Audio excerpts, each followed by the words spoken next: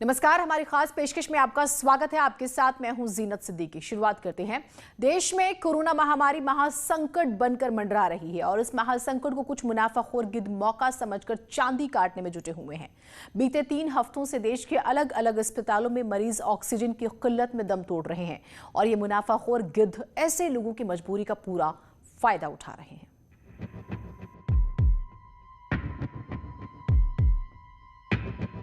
ये जो 1200 रुपए का एक पत्ता है ना, ये 3000 रुपए का मिल रहा है। अगर लेना है तो ठीक है।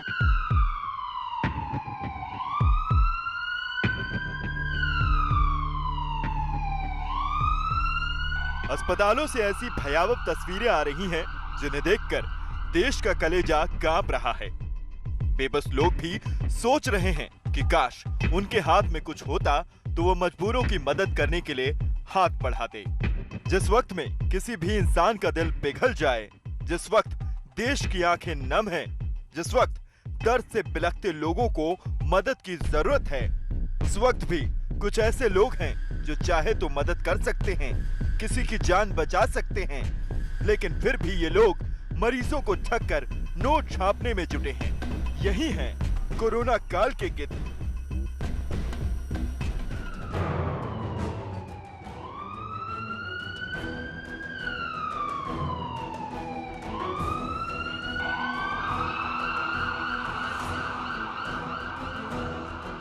बेंगलुरु शहर कोरोना की दूसरी लहर की चपेट में छटपटा रहा है।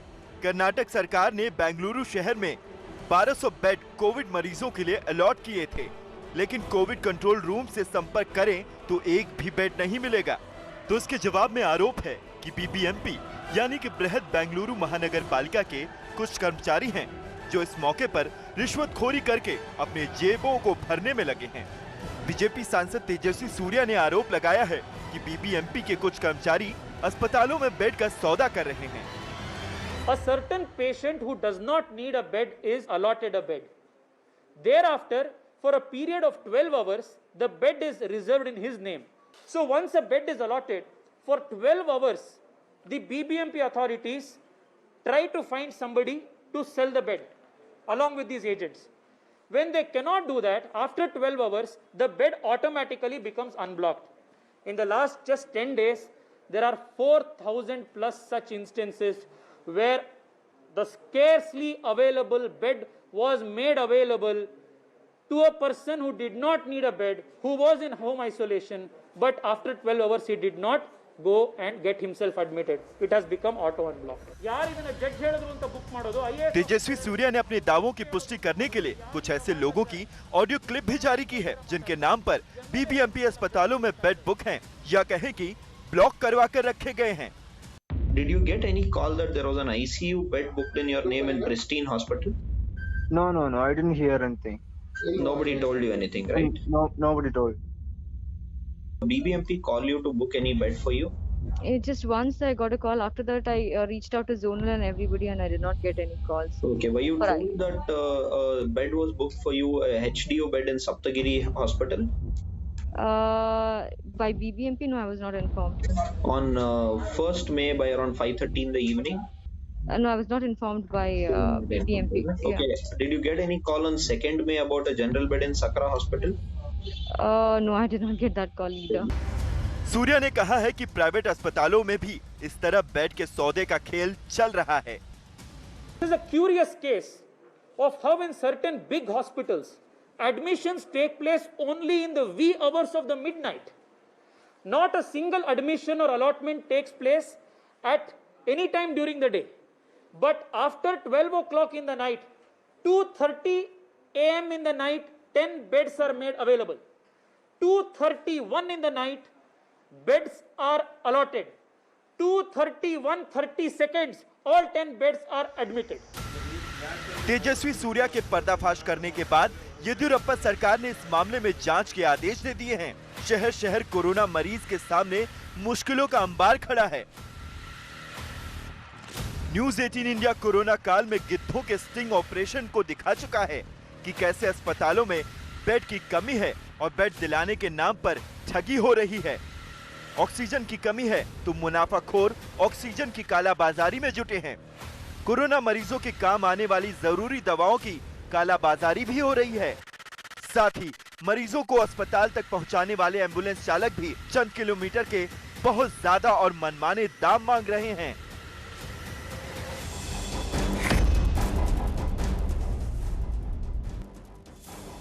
महामारी संकट में महामक्कारों का शिकार बन चुके दिल्ली के कुछ लोगों ने न्यूज 18 को अपनी आप बीती सुनाई। दिल्ली के लोग कोरोना मरीजों के लिए ऑक्सीजन और जरूरी दवाएं ढूंढ रहे थे। जब काला बाजार से नहीं खरीद पाए तो बीजेपी सांसद गौतम गंभीर के दफ्तर से इनकी मदद की गई। सिलेंडर नहीं मिलते हैं, फिर सिलेंडरों की इतनी ज़्यादा पैसे मांगे जाते हैं कि हम लोग अफोर्ड नहीं कर पाते। बाई चांस कहीं से हम लोग सिलेंडर अफोर्ड भी कर लेते हैं तो फिर उसके लिए ऑक्सीजन के लिए ढूंढना पड़ता है यहाँ वहाँ। मैं खुद 3-4 दिन से इतना परेशान हो चुका हूँ कि पूछिए मत। कई जगह तो हमें ऑक्सीजन के लिए बुलाया जाता है कि हाँ इतने पैसे दे दो, मैं मजबूरी में उतने पैसे देने के लिए तैयार भी होता हूँ, लेकिन फिर भी वहाँ फ्रॉड होते हैं और वो ऑक्सीजन हमें नहीं मिल पाता। इस जगह पे हमने पता किया तब कि कनॉट प्लेस में भी गए, वहाँ भी दवाइयाँ अवेलेबल नहीं थी। तब जाके हमें किसी ने बताया किसी रिसोर्स के थ्रू कि ये जो 1200 रुपए का एक पत्ता है ना, ये 3000 रुपए का मिल रहा है। ये बहुत ज्यादा लूटा जा रहा है। इसीलिए हम मिडिल क्लास के मतलब अफोर्ड कर सकते थे हम कभी भी आगे भी, लेकिन अब देख रहे काम धंधा सब बंद है, सारी चीजें बंद है। अब खान पान का भी दिक्कत, ऊपर से हमें दवाइयों पे खर्चा करना पड़ रहा है एक्स्ट्रा, और वो भी जो जेन्युइन है उसमें भी ऊपर से अपना ट्रिपल लगा। मेरे हस्बैंड और मुझे, हम दोनों को 19 अप्रैल को कोरोना पॉजिटिव हुआ था। तो उसके कुछ दिन बाद हमें ऑक्सीजन सिलेंडर की ज़रूरत पड़ी, तो हमने काफ़ी जगह कांटेक्ट किया, बट वही कांटेक्ट करने के बाद एक कांटेक्ट नंबर मिला, तो हमने उस पर कॉल किया। तो उस पर कॉल करने के बाद हमने उनसे पूछा कि हमें ऑक्सीजन सिलेंडर की ज़रूरत है, तो उन्होंने बोला मिल जाएगा मैम आपको, बट वही है कि उसका जो चार्जेस है, रेट है, वो 5 किलो का जो सिलेंडर है उसको आपको 20,000 पे करना पड़ेगा, और 27,000 आपको 7 किलो के सिलेंडर को पे करना पड़ेगा, वो भी खाली सिलेंडर का उन्होंने बोला। तो और कैश, उन्होंने बोला कि कैश आपको पेमेंट करनी पड़ेगी। जिस तरह दवा और ऑक्सीजन के नाम पर लूट की जा रही है, उसी तरह से ऑक्सीजन वाले भी मरीजों के परिवारों को लूटने में लगे हैं। महामारी के दौर में साइबर सिटी गुरुग्राम में एम्बुलेंस चालक हड़ताल पर चले गए हैं, जिससे मरीजों के तीमारदारों में अफरा तफरी का माहौल पैदा हो गया है। बोलने लगे जी इसका ऑपरेशन होगा, मगो जी फिर यहीं पर कर दो। मगो जी हमारे यहाँ तो बंद है, कोविड के चलते ऑपरेशन, मैं रोहतक के रेफर कर देता हूँ। मगो जी वहाँ पे मगो जी देखो फिर कैसे लेके जा रहे हैं रोहतक? रोहतक सर वो एम्बुलेंस तो मिल नहीं रही, मैं अपनी पर्सनल गाड़ी से लेके जाना पड़ेगा सर। एम्बुलेंस वालों की मनमानी पर रोक लगाने के लिए रीजनल ट्रांसपोर्ट अथॉरिटी ने एम्बुलेंस के लिए दाम तय कर दिए हैं। सरकारी आदेश के मुताबिक एम्बुलेंस के रेट 7 रुपए प्रति किलोमीटर होंगे।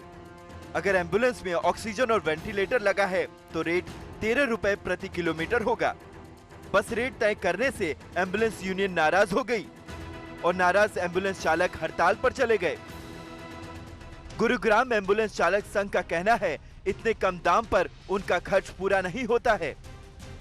हरियाणा हेल्थ मिशन से एक लेटर जारी हुआ है जिसमें एम्बुलेंस प्राइवेट जितने ऑपरेटर उनके लिए एक रेट निर्धारित किया है, जो रेट 7 रुपये पर किलोमीटर, और बड़ी गाड़ी जिसमें सारी सुविधाएं होते हैं, एडवांस लाइफ सपोर्ट एम्बुलेंस, उसका 15 रुपये किलोमीटर के हिसाब से रखा है।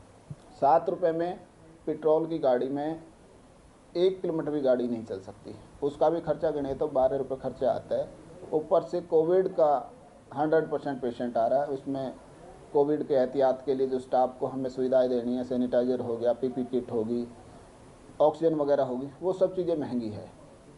उन सब चीज़ों को देखते हुए हमारा खर्चा तो कई गुना ज़्यादा है। मुनाफाखोर मरीजों पर गिद्ध की तरह नजर गड़ाए बैठे हैं। मौका मिलते ही मांस नोचने से बाज नहीं आते।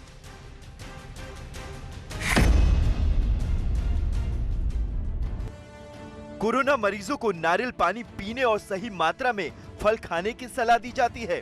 डॉक्टरों का कहना है कि इससे इम्यूनिटी बढ़ेगी और कोरोना से लड़ने की ताकत मिलेगी। जैसे ही ये सलाह फल मंडियों तक पहुंची, तुरंत फलों के दाम दवाई के दाम की तरह बढ़ा दिए गए। यानी यहाँ भी मुनाफाखोर गिद्ध सक्रिय हो गए।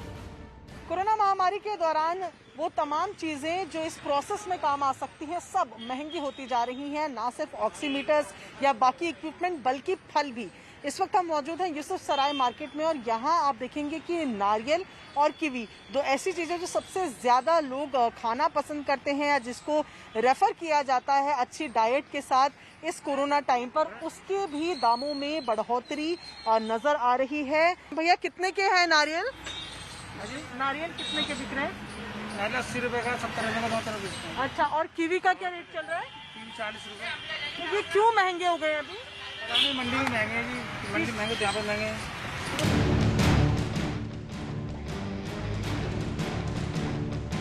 महासंकट में मुनाफा कमाने वाले इन इंसानों ने इंसानियत को मार डाला है। गिद्ध तो फिर भी मुर्दों को खाते हैं, लेकिन ये गिद्ध जिंदा इंसानों को नोचने में लगे हैं।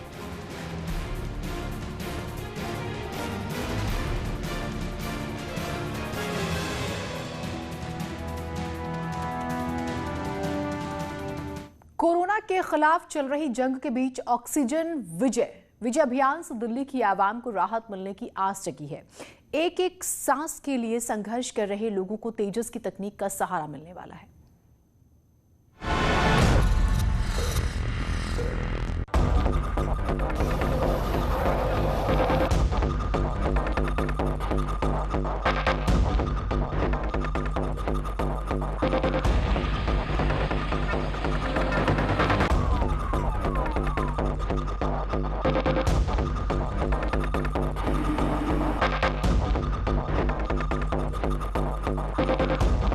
दिल्ली जीतेगी ऑक्सीजन युद्ध। देश में तेजस तकनीक से oxygen. This is the filling unit. Started filling the cylinder. 1 minute में 1000 लीटर प्राणवायु।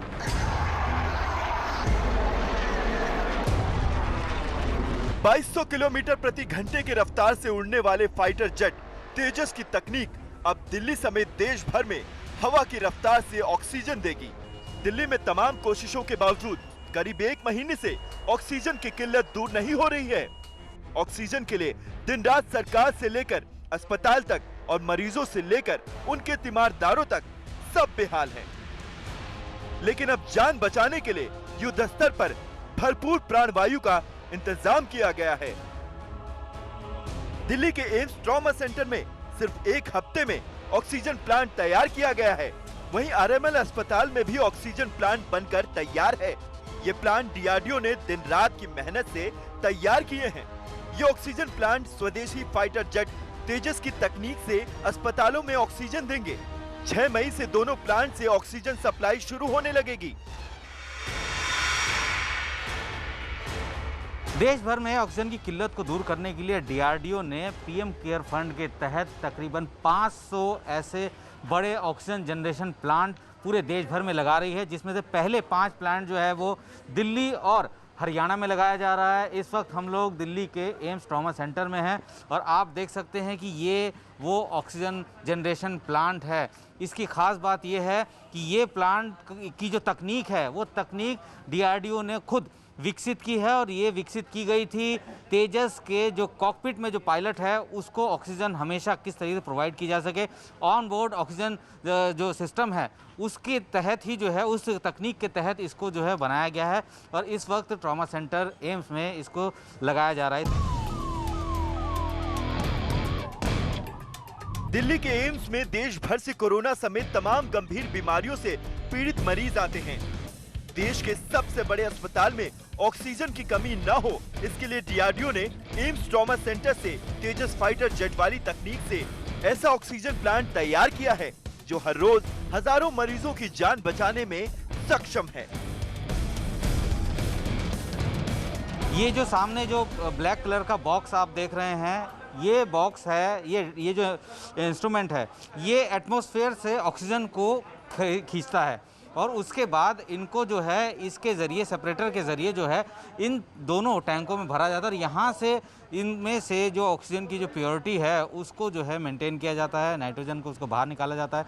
और इस वक्त बड़ी ज़ोर शोर से जो है डीआरडीओ इस पूरे कार्रवाई में जुटी हुई है। फिलहाल दिल्ली में 5 प्लांट ऐसे हैं, 5 अस्पताल जिसमें कि ये प्लांट लगने हैं। दिल्ली में 4 और हरियाणा के झज्जर के एम्स में 1।